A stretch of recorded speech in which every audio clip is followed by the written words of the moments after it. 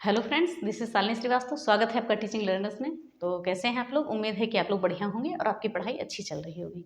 देखिए, आज की एक न्यूज़ है, आपका एक वीडियो आज हम लेके आए हैं जिसमें न्यूज़ एनआईओएस डीएलएड के बारे में है। और आगे हम बात करेंगे कि आगे 4.0 में आप कैसी तैयारी करेंगे, थोड़ा सा आपको मार्गदर्शन देने की कोशिश करेंगे।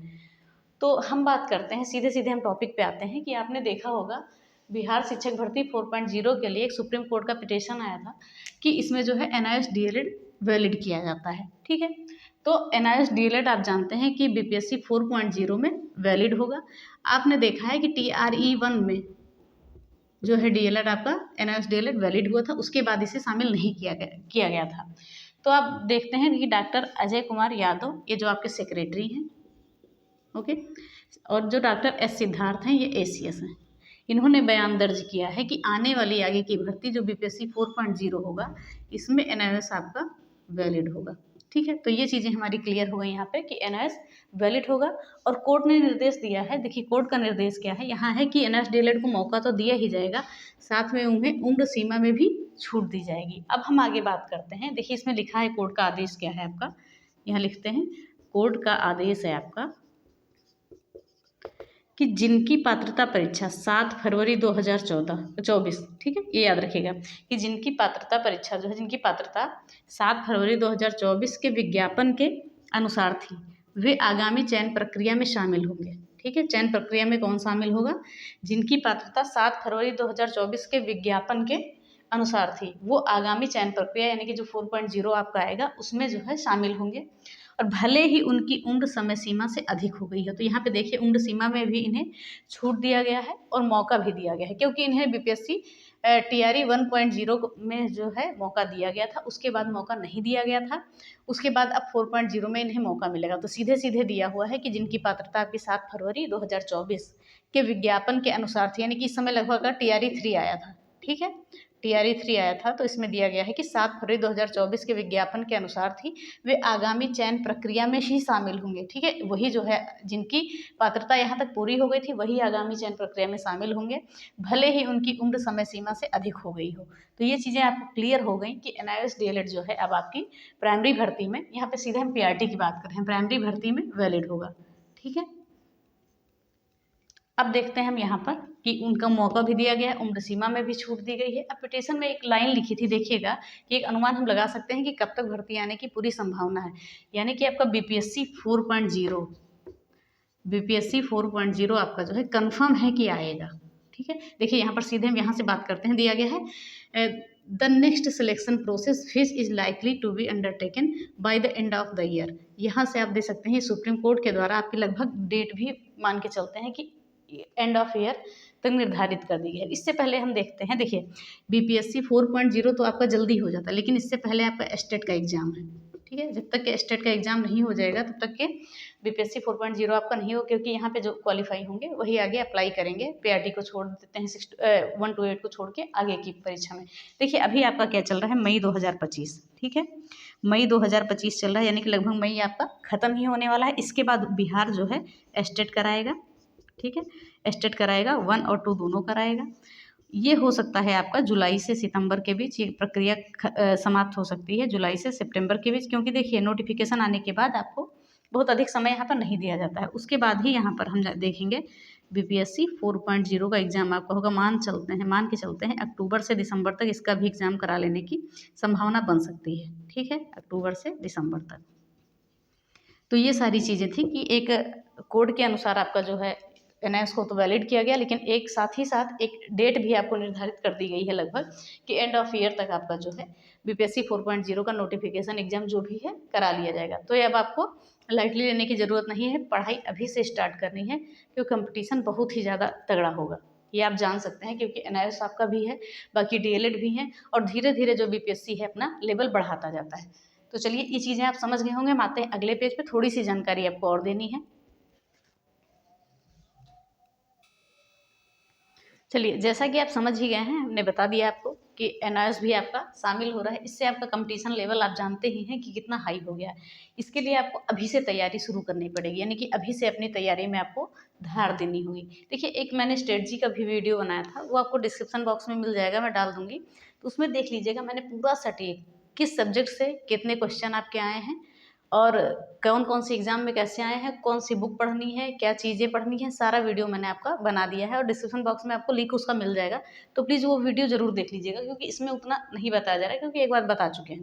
देखिए, अब हम बात करेंगे यहाँ पर जो आपकी भर्ती आने वाली है बीपीएससी 4.0 की। आप जानते हैं कि बीपीएससी जो है समय-समय पर अपना पैटर्न भी चेंज करता रहा है, थोड़ा लेवल भी बढ़ाता रहा है। अब आप जानते होंगे कि टीआरई 1 में, ठीक है, टीआरई 1 में आपका 2 दिन एग्ज़ाम कराया गया था। ओके, 2 दिन आपका एग्ज़ाम कराया गया था और जैसा कि आप जानते हैं कि इसमें 2 पेपर हुए थे अलग-अलग। उसके बाद ये पैटर्न आपका चेंज कर दिया गया। टीआरई 2 की हम बात करेंगे यहाँ पर। टीआरई 2.0, 3.0 ये जो हुआ, इसमें आपका एक सब्जेक्ट का पेपर आपका कराया गया। सब्जेक्ट का 120 अंक का और 30 अंक का आपका क्वालिफाइंग नेचर वाला एग्ज़ाम कराया गया। जहाँ पे आप देख रहे हैं कि सब्जेक्ट का आपका जो है, यहाँ पे देखिए तो जूनियर वाला हो गया, प्राइमरी का जो है जिस पे आपकी कट ऑफ बनती है उसकी बात यहाँ पर हुई है। सब्जेक्ट का 80 नंबर का, ये आपका चाहे 9th to 10th हो, चाहे 6 to 8 हो, चाहे 11 12th हो, ये सारी चीज़ें हैं। और जनरल पेपर आपका 40 मार्क्स है। इसमें सारे सब्जेक्ट आएंगे, आपका मैथ्स आएगा, रीजनिंग आएगा, इंग्लिश आएगा, मैथ्स आएगा, रीजनिंग आएगा और जीके का जितना भी पार्ट है सारा आएगा।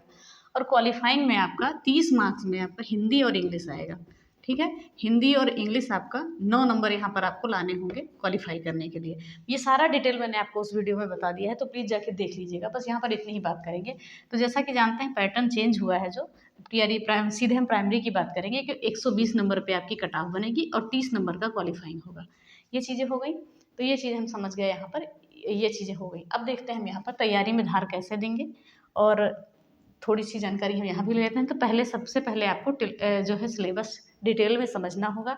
एक कॉपी में नोट करना है, उसको लिखना है अपने सामने। आप जहाँ पढ़ते हैं वहाँ पेपर पे चिपका लीजिए सामने। और आपको PYQ लगाना होगा, क्योंकि यहीं से आप समझेंगे कि कैसे क्वेश्चन आए हैं, कैसा पैटर्न रहा है, तो वो सारी चीज़ें हैं। अब PYQ जैसे आप तैयारी कर रहे हैं, तैयारी PYQ आप लगा रहे हैं, उसके बाद जो टॉपिक आपको नहीं समझ में आ रहा है वो टॉपिक आप नोट करेंगे और उस पर थोड़ा विशेष ध्यान देंगे। ठीक है, अब देखेंगे PYQ करने के बाद हम क्या करेंगे, प्रैक्टिस क्वेश्चन करेंगे। प्रैक्टिस क्वेश्चन के साथ साथ हमें मॉक टेस्ट लगाना भी बहुत ज़रूरी है, क्योंकि यहाँ से हमारा समय, ठीक है, समय एक जो है सटीक समय से पहले हम पेपर कर पाएंगे। तो मॉक टेस्ट आप कोशिश करिए कि ऑनलाइन लगाएं, कि आपका समय भी बचे, या ऑफलाइन भी लगाएं तो अपना एक समय निर्धारित कर लें कि हमें इतने समय में ख़त्म करना है। ठीक है, तो ये मॉक टेस्ट भी आपके लिए ज़रूरी है। और जो जो टॉपिक, जो जो क्वेश्चन आपको नहीं आ रहे हैं, जो टॉपिक है वो सारा नोट करके अच्छे से तैयार करें। क्योंकि आप जानते हैं BPSC जो है, जैसा कि मैंने अभी बताया, BPSC जो है एग्ज़ाम कराता है, तो देखिए हर एग्ज़ाम में आपका लेवल भी बढ़ता गया है। ठीक है, और पैटर्न भी इन्होंने चेंज कर दिया। तो पैटर्न TRE 1 के बाद, तो कोई TRE 1 के बाद ही चेंज किया था, उसके बाद नहीं चेंज किया। तो आप मान के चलिए लेवल हमेशा अप होता जा रहा है इसका। ठीक है, अब देखते हैं, आप एक चीज़ एग्ज़ाम में देखते हैं, यहाँ पर 5 ऑप्शन होता है, ABCDE 5 ऑप्शन होता है। तो इसमें आपका क्या होता है, 3 ऑप्शन तो आपका जो है दिया रहेगा और एक दिया रहता है इनमें से एक से अधिक। ठीक है, एक से अधिक या इनमें से कोई नहीं। तो यही आपको सबसे ज़्यादा कन्फ्यूजन होती है। इसीलिए आपको पहले से पढ़ना पड़ेगा कि चीज़ें आप डिटेल में पढ़ें, यहाँ आपको कन्फ्यूजन ना आए। क्योंकि 5 ऑप्शन में बहुत ज़्यादा दिक्कत होता है सिर्फ D और E में ही आपको, क्योंकि एक ऑप्शन रहता है एक से अधिक या इनमें से कोई नहीं। अब इसमें आपको जब तक आप डिटेल नहीं पढ़ेंगे, गहन अध्ययन नहीं करेंगे, तब तक यहाँ पर सही आंसर आप नहीं लगा पाएंगे। ठीक है, तो ये सारी चीज़ें हो गई। तो इतनी वीडियो आपको समझ में आई होगी और वो वीडियो ज़रूर देख लीजिएगा।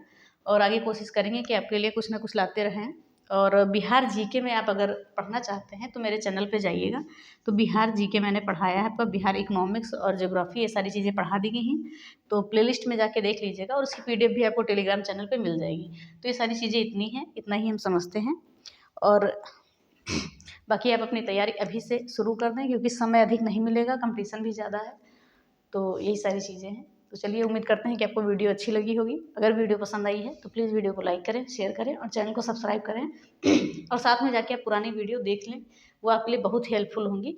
कि मैंने सारे पार्ट वाइज आपका बता दिया है कि कौन सा क्वेश्चन कितने मार्क्स का आया है, कौन से एग्जाम में, TRE 1 में कितने क्वेश्चन पूछे गए हैं, TRE 2 में, TRE 3 में।